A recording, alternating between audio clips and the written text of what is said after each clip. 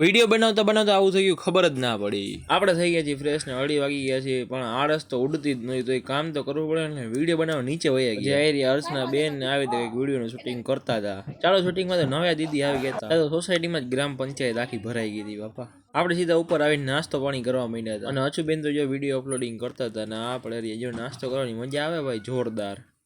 ત્યાં તો ઓલરેડી 5 થઈ ગયો. જામફળ ને સફરજન ને હું બાકી રાખી એ અચુબેન તો ખાવા માંડ્યા. બોલો પછી કરી અમે રેસ. પછી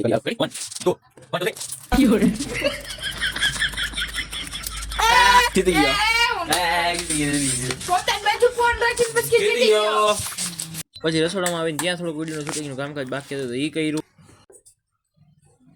મીઠું વધારે નથી પડી ગયું. મીઠું તો રોજ નાખું ને એટલું જ છે. Done done. તો અચુબેન રૂમમાં આવીને રમવા માંડ્યા હતા.